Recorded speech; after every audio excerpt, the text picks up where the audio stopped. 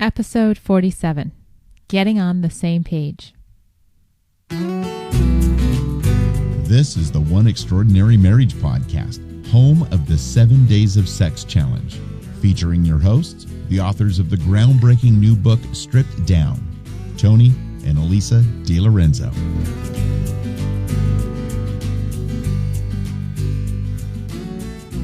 Welcome back to One Extraordinary Marriage, where we talk about life, love, and the pursuit of intimacy. You're here with Elisa DiLorenzo. And Tony DiLorenzo. And welcome back. Welcome back. It's been a week. It's been a week. It's been a long week. I'm still feeling the ramifications of this week. I was gone in Orlando for a business trip Wednesday through Sunday, and that meant 3-hour time zone difference, lots of late nights and early mornings, and goodness, I'm just not able to handle that like I was when I was in college. I know, you're getting old. Thank you. Older. Yes. Old is relative. Older is Yes. is a given. So Tony was home with the kids this last week, and Yep, I was. with all Lucky that me. entails. You went up to your parents' house, though. You got reinforcements. For one day. Well, and the kids were at the sitters for 2 of those other days. Well, I had to work. I understand.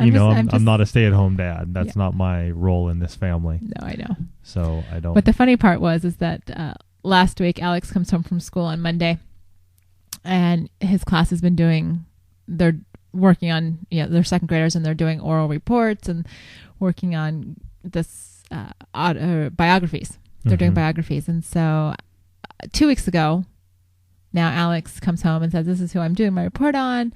It's Lance Armstrong, which makes a lot of sense in this family. If you've listened to us for any length of time, you know that Tony is quite a road cyclist, the Tour de France. Right, but I will have to say I'm not a huge Lance fan. No, but of all the cyclists that Yes. probably would have shown up on a second grader's biography list. Yes, for many reasons, I'm not a huge Lance fan. Right. We're not going to go into this. This is not a cycling podcast.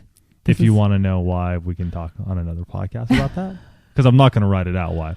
But he's a great guy. He's accomplished a lot. Yeah, he's accomplished a lot on the bike, but I think he's failed miserably in his relationships. Absolutely. And I think that is a big thing to look at when we look at people. And I'm sorry to say, he's failed miserably numerous times in relationships. Not just his marriage, but other relationships as well. That was actually an interesting conversation that Alex and I had, because one of the questions, he had questions that he had to answer that they're going to be developing into this oral report. And one of the questions was, how many children does your person have? And, who have they been? It was something to do with the marital relationships and children and things like that. Who are they married to? How many kids do they have? We had just heard Lance just had his 5th child within the last month or so, I think, to the second child with his girlfriend. Who I don't even know who that is. I can't remember her name off the top of my head. Anna something. Yeah. Anyhow, so Is this Max? No. Max or Olivia. Olivia. That's a whole nother Abbyism. But... And if you have kids, Olivia the pig. Olivia the pig. But so Alex and I had to talk about that. Yeah. And, here I am having this conversation with my second grader about the fact that this individual that he's writing a report on is not married to the current, to the mother of his children. To the mother of his most fourth recent, and fifth child. Fourth and fifth child. And he divorced the mother of his first 3 children. And, it was kind of, I won't even say it was kind of, it was uncomfortable. Sure was. Talking to Alex about, well, Mom, why isn't he married? And, isn't he supposed to be... Yeah, you start getting to these big Isn't he supposed to be areas. married if he's having children? Yeah. Because since the time my kids started talking about, well, and more so with Abby than Alex, because Alex never really talked about, having babies and having a family. It's not really been a conversation with him. It's not into Alex's DNA right now. But even with Abby, when, she plays babies and that type of thing, we always talk about her having her husband. Right. Because for us, that marital foundation is the foundation. Mm-hmm. To bringing children into the world. And so it was very much like, oh, I'm having to but as they get older, explain it. And as they get older, it's going to be interesting, because Alex has obviously asked about us and did we live together before we got married? And, that there's going to come the point in time when he goes, hey, did you guys have sex before marriage?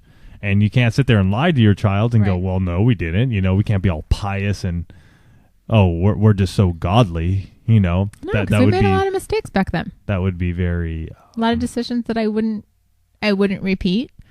Yeah, but at the same time, you say that looking 16 years back, but at the same time, I mean, look what happened and look where we are today. Right. We happen to be very fortunate that we did not bear out the statistics on premarital sex and living together before marriage. Lots of people that do both of those things do not end up together 16 years later. Well, I'm just saying. What's a lot? Are you saying 80%? 90%? Do you have statistics on I don't this? have the statistics. Okay. I was just wondering. But you hear more and more about couples because there is no commitment, quote unquote commitment, when they're living together. Lots of those people, many, I don't know what the word is, the word choice. I would be interested to know how many of you out there had premarital sex. Or lived together before marriage. I think it's huge. Even in the Christian world that we live in. I think a lot of Christians don't say it or will hide behind it because they feel ashamed of it. And in all honesty, I don't think you should be. I think you should talk about it amongst each other and discuss it. And if your kids ask, be truthful and honest about it, just as we plan to be. Yeah, we've not lied to our kids. We obviously no. And I think a big thing is too, though. A big thing is too for us. We weren't believers of Christ way back then. My goodness, I think we were closer to heathens than we were closer to God. Right. At that point in time, that's where we were. For goodness sakes, most lovemaking sessions, if you want to call them that, were alcohol induced. Go ahead. I'm listening to our past. Go ahead. No, I'm just saying that's what they were. Right. I wouldn't call them lovemaking. I'd call it just sex. More than anything was an alcohol induced time in our lives. Right. And yes, did it put us off on the wrong foot? Sure. I think there's a lot that we have learned over the years that we hope to instill in our children so that they have a better start at their marriage when they do get married than we did. Like one of them talking about the birds and the bees from us. I think that would be a critical conversation to have. What, are you saying your parents didn't talk to you about the birds and the bees? My parents didn't. My dad was so scared to talk about that. The most that ever came out of my dad's mouth was, don't get a girl pregnant. And that was it. I didn't know how, but that's all he said. So I think words of wisdom from Dad. The words of wisdom from Dad. I love that, man. But it's one of those things where I think we'll have that conversation.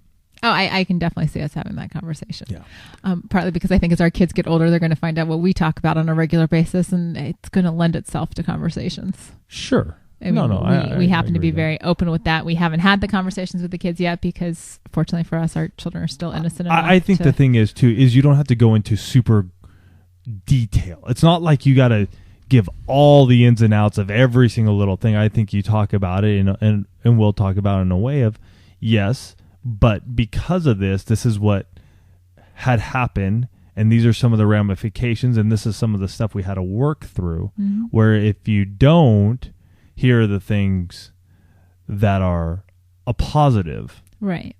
So, again, Elise and I were in a small group some years back, and I remember it was our first night in the small group, and it was very interesting because this small group had been together for about 2 years, and the conversation had led to, what do you talk about with your children?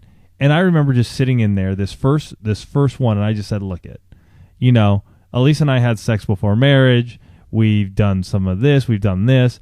And it almost like blew the socks off that small group because at that point in time, nobody in that group had gone that intimate and that close. And it was actually a really good thing. We were in that group for about a year, and it really opened up doors. It was an interesting time, but it really showed me how scared many Christians are to share their past. Well, I think that's because so many, there's so much judgment. Well, yeah, there's and we know stigma. And we know that from conversations that we've had from people in other churches, right, where we've talked about our past. And, I remember one comment that was made from somebody else where they said, wow, I'm not going to let you around my kids when they're a teenager. Right. And, that was one of those comments where I remember thinking, but wait a minute. Just because we've had these life experiences doesn't mean that your kids are going to have those life experiences. Right. And wouldn't you want somebody who's at least been down that path and turned their life around to be the one to share that kind of stuff with your kids, as opposed to somebody who has gone down that path and has never sought out Christ and never decided to make a change? Right.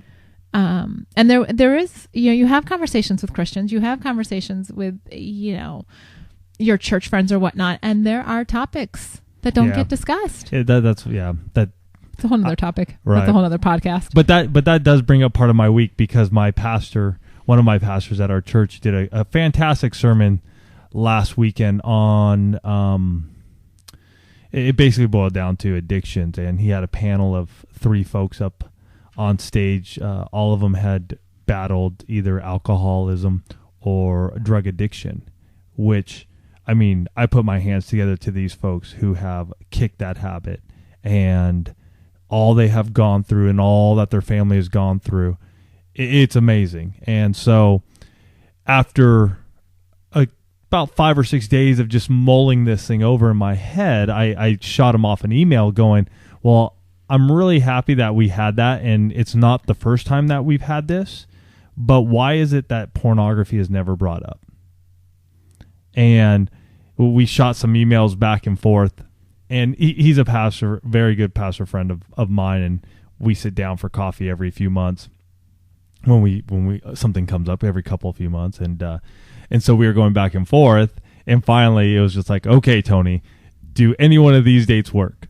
And so basically some of my emails to him were, you're coming to me in an email saying, well, the reason we showcase these 3 is because they want to start a ministry to help those that have dealt with alcoholism or drug addiction or are. And my big thing was, well, if you never put somebody up there who can talk about pornography and the crap that happens within pornography, nobody's going to come up because of the stigma that is in our churches.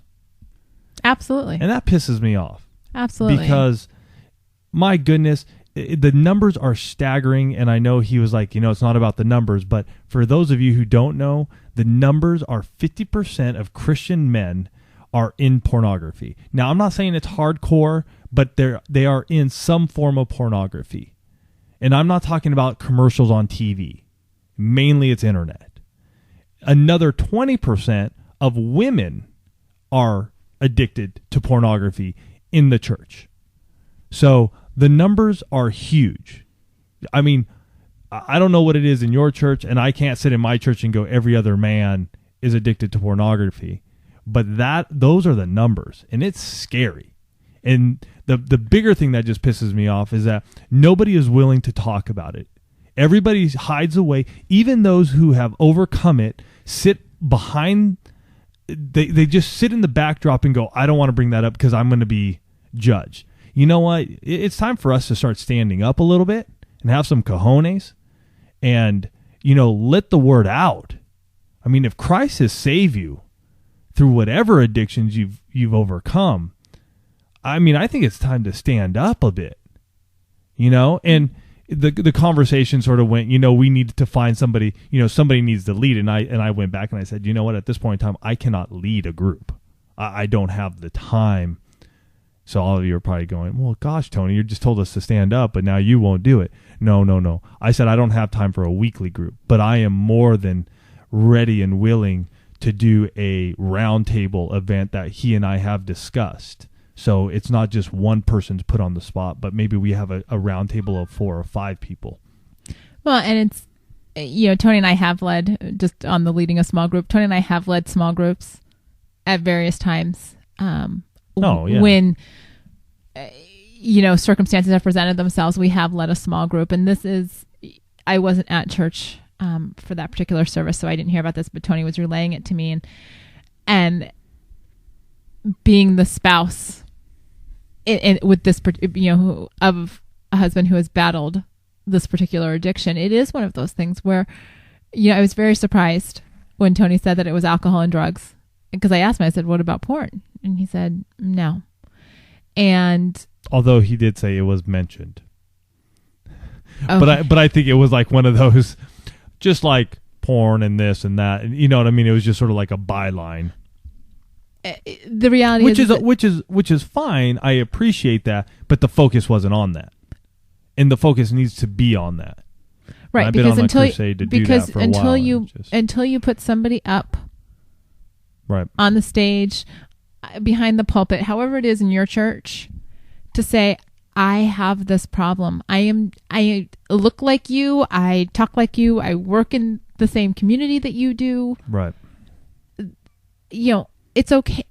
It's almost okay for somebody to come up and say, I'm an alcoholic. That is much more acceptable. Oh, it's much more acceptable than for somebody to come up and say, I'm addicted to porn. In the church, most definitely. I think the church is missing out greatly in this area. There are a lot of men, and we, you had mentioned when you and I were having the conversation this weekend about when we did our, was it at Easter that we did the cardboard testimonies? Yes. Okay, so at Easter, and you can, a number of churches around the country have done this. It's called cardboard testimonies, and if you Google it, different things will come up where you'll see. And basically, what it is it's a silent part of a service where people come up, and on one side of their cardboard it says whatever their struggle has been, and right. And then you flip it over, and it says how basically how through Christ they've overcome this, or what has changed since Christ has come into their lives. And so when we did this at Easter, on Tony's side, it said 19-year battle or struggle with addiction to pornography. And on the other side, I don't remember exactly what your wording was, but basically overcome through Christ. Mm-hmm. And, Tony was telling me, he's like, there were so many men that came up to me after that service, not necessarily acknowledging that they had the same issue, but they were acknowledging acceptance for what you had done. Right. Oh, yeah, because a number of them even said, they're like, wow, thank you so much for bringing that up or saying that, Yeah, and who knows if they were wrestling with it themselves, if it had been an issue for them. But chances are, if it wasn't an issue for them, they probably know somebody. Mm-hmm. And I think that's one of the areas where the church really can serve, is by saying, if we know this is an issue, if we, I know. And it's not just guys. I mean, that 20% of female, that number is growing. So it's not like it's just men. Mm-hmm. That number of women who are turning to pornography is growing. Well, and I think that's because for a lot of people, there's, whether it's because we've become such a technologically immersed society where things are done, there isn't the interpersonal relationships. Right. And, there are a lot of people that are dissatisfied in their relationships mm-hmm. because they, for whatever reason, intimacy is not a priority in the relationship. And so even though it's a false sense of intimacy, they're seeking it out right somewhere else. Right. Okay. Well, wow. So that's our week. And although I do have to say, going back to this whole Lance Armstrong thing, yes. On Monday, before I leave on yes. Wednesday for my trip, Alex comes home and says, Mom, we're going to have to decorate a doll for my oral report. And all of a sudden the wheels start turning in my head going, oh my gosh, I'm leaving on Wednesday. I'm not going to be home. I'm like, what do you mean decorate a doll? Like, how big is this doll going to be? And he's trying to explain it. And so instead of driving into our driveway coming home from school, we head to Joann Fabrics and have, an hour-long walk around the store trying to find, figure out what our little Lance Armstrong doll is going to wear. And Alex wanted to make the whole... The yellow. No, he didn't want the yellow. He wanted to make he wanted to make the Astana. The Astana team uniform jersey. And so I'm calling Tony going, please talk him out of this. He was the 7-time winner of the Tour de France. Can't we just stick him in yellow? The funny thing is, though, it's like I was reading the directions, or Mom was reading the directions. It's like we could have used like construction paper. It didn't have to be all fabric. I know, but I didn't have, when I was going to Joann Fabrics, because I thought it was going to be due when I came home. I didn't realize that cardboard or construction paper would be okay. I was just thinking, I'm only going to be home 24 hours. before I take off. But anyhow, so Tony and probably my mother-in-law, I don't know how much she actually participated in. She did. Oh, no, she helped out. Okay. I was thinking it was probably more her, but I was going to give you credit first. They sent me a picture message on my phone this weekend. Little Lance Armstrong was done. And, I have to say hats off to Tony for doing the school project without me. So we've got our completed. Yeah. Lance, I just have to do a couple little iron-ons. Yeah, we got to do a couple little things here and there, but it's overall. So that was good. I had an opportunity this weekend too, talking to a bunch of women to talk about what we're doing with one. This was a cross section of Leah Sophia managers from across the country, and of course, we get together with a group of women, and sex inevitably comes up at some point in time. And let's talk about sex, baby. There you go. And it was interesting. It was really neat to be able to talk to these women, some of whom are much older than I am, and just talk about what we've been doing and the couples that we've been reaching. Talk about you, our fan base and listener base, and really kind of blown away some people that were just like, you do what? Once a week you're on the air talking about sex and relationships and intimacy, and having the opportunity to talk about the things that we talk about in the book. Talking about setting boundaries, prioritizing your time, calendaring your life, crazy enough, putting your husband on that calendar. Change it up.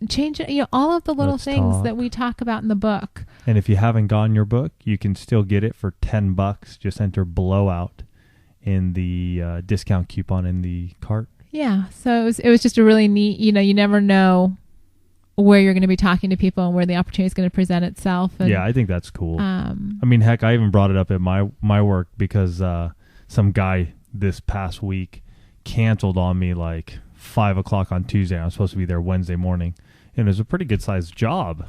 And, he said, some other unexpected expenses, medical expenses sort of all of a sudden hit. My wife's freaking out. And I was like, oh yeah, I got one of those. I understand.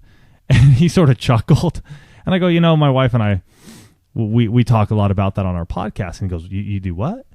I said, oh, my wife and I, we just talk about intimacy and marriage and sex, and we have a podcast. And he goes, you do? So for most of you, my full-time work is the Dent Dude. I've had that business for 8 years now. I've been doing that work for 13. It's called Paintless Dent Repair. So it's blue collar. I go out and I fix on cars. So a lot of people don't realize that Tony, the Dent Dude, has another life. They just think I'm some dude who just pushes dents. And so it's always fun when I can hit them over the head a little bit and just tell them we podcast and we've written a book. Gives them a little different. They who is this guy? Yeah, they sort of look at me a little weird. So I got to bring that up too this week. It's always fun. It's always fun to share like that.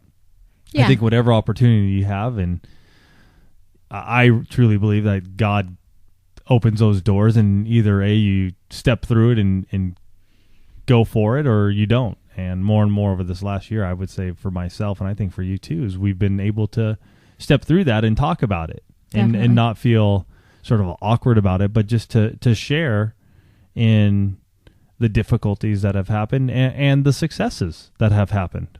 Well, and quite honestly, our audience space is hugely responsible for that. Oh, because most definitely. The feedback that all of you give us, that the emails, the phone calls,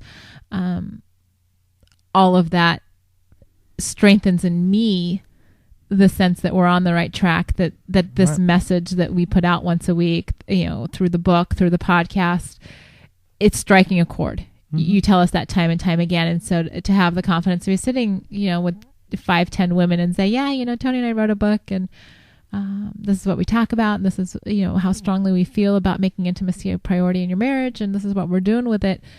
That is a direct result of all of you. Yeah. And so a great big thank you to you guys. Yeah, I want to give an update on my mouth.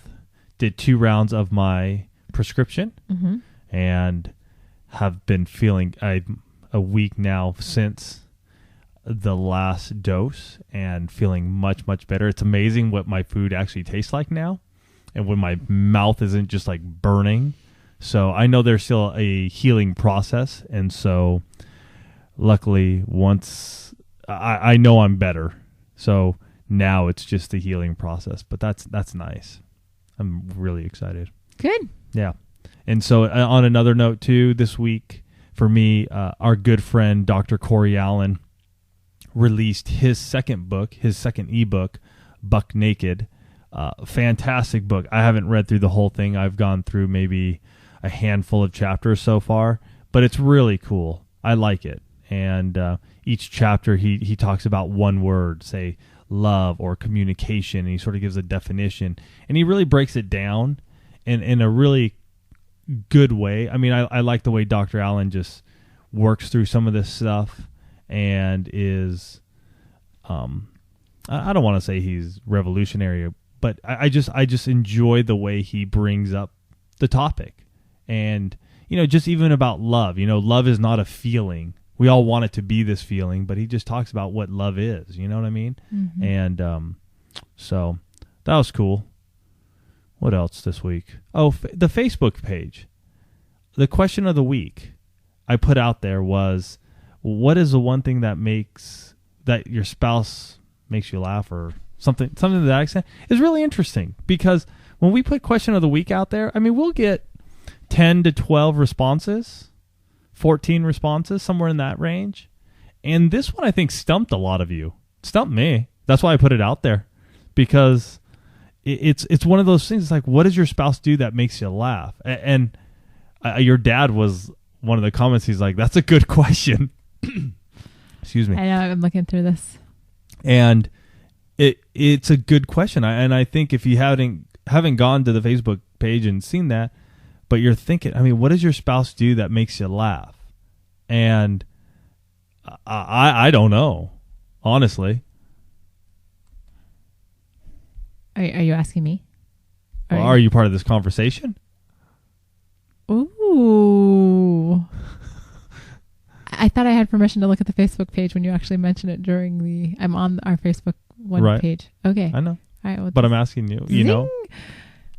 What do you do that makes me laugh? Yeah. See, it's a good question. It's a good question. I don't think think the reason that you don't have an answer for me is because I am so serious. You are. That I don't do a lot of the funny thing. Although I will have to say, and this still makes me laugh, playing football with you guys last week when I thought I was going to drop to the ground and get... Yeah, that was funny. That was funny. But that's like a moment. That's a moment. That's not like a... do a lot of funny things. Weekly, yeah. It was interesting. Again, that's why I put that question out there. And obviously I think it stumped a lot of you guys too, because we didn't get many answers to it. So I'm probably more like my mother than I know if my dad put the very same, kind of the same response. Yeah. So interesting. All right. That's just that. We had one voicemail that we're going to get to here, and we'll go from there. What do you say? Sounds good. Hi, Tony and Elisa. This is Carrie. I just wanted to call really quick. I totally 100% agree with Tony and you, Elisa, on not sugarcoating Thanks for anything. remembering me. I feel if I am going to come to you guys totally open and honestly, I expect you to be the same way, or I'm not going to feel comfortable talking about my marriage and my situation. So just wanted to add that in. Thank you so much for being honest. You guys have done so many great things, and I appreciate everything you guys do. I have never been happier in my marriage, and I don't know what I'd do without you guys. Can't wait to hear you guys next week. Carrie, we love awesome. You. That's awesome. No, I mean, that is just so cool. And we thank you, Carrie, for your feedback there, because we did have a couple of rough podcasts for us, and we're going to just keep on doing what we're doing. Yeah. I mean, it's who we are. Yep. We've talked it through in depth, so we're not going to rehash it on another podcast. So that's all. We love you, and we thank you, and we are so excited. We've seen that transformation that's happened in your marriage. You've kept us abreast of what's happening, and God bless you guys. I mean, just awesome. Taking, if there's a success story out there, it's here's one right here. I mean, Carrie just got hooked up with the one podcast through some friends and just got going. I mean, just realized that some changes needed to be made in her marriage and just went after it. It wasn't it wasn't a question of do I or don't I. It's how soon and how fast. And yes, there were little hurdles along the ways, and she would hit us up with some emails and we would email her back. And, you know, it's just awesome when somebody like that just goes after it, because that's what it's about. That's what this podcast is about. That's why we talk about having sex for 7 days or 60 days or, you know, making intimacy, all forms of intimacy, a priority. Yep. So to that note, anything else for your week? I think my week's, we got the we fixed our radiator. It's been a busy week. I mean, I'm not kidding. I'm surprised we made it to this darn podcast tonight. I was ready. Even touch and go there. Yeah. Right. I mean, I was ready just to miss this week because we've been having a darn radiator leak and it's been driving me nuts. I mean, to the tune of, you know, drive for an hour and we're down about a quart to half a gallon. Well, and I'm the one who, was it last? Yeah, it was last week when all of a sudden I pull up somewhere and I can see the steam coming out of my engine. Oh, it was last Sunday. I was at a jewelry party and I'm like getting ready to go up. It was my second jewelry party of the night. And I was a little bit early, so I was going to pull over into this parking lot. Well, right as I get to a stop sign, I don't know if it's smoke or steam. I couldn't really tell because it was getting dark. And I'm like, oh no, my engine's probably on fire. You just don't know. Yeah. You can't tell. And so I pull up and I'm calling Tony. I'm like, okay, I'm at my party. I'm not sure I'm going to be able to get home. I don't even know what's wrong with the car, but there's like steam or something coming out. It's dark. I can't see anything. And yeah, so all week we've been dealing with this slow leak, trying to diagnose where it is or where it's going. And, you know, I've got the smell of antifreeze in my car, and Tony takes the car tonight. We swap cars this evening and he takes it to a buddy of his that works at one of the dealerships. And, you know, 20 minutes later, I'm getting this text saying, car's going up on the lift. And the next text says, we think we found the problem. Yeah. I mean, it was pretty darn quick, thank God. But it's just, my goodness, it's one thing after another. I mean, because you guys know we went on our anniversary trip 5 weeks ago. And we haven't had a date night since. But that's when the radiator happened. It's been 5 weeks that we've been dealing with this radiator in some way, shape, or form. And for all of you that are wondering, yes, you did hear Tony say we have not had a date night in 5 weeks. We are going on date night Friday night. It's already planned. I know, but it's been so long. It's been a while, and we've been busy. And I know. Yeah. So you want to jump into tonight? You want me to? Sure. Read some emails? We can do. Did you want to do any more emails? No, let's get into tonight. Let's get into tonight. Okay, let me get to my other. Where'd that document go? So we called this episode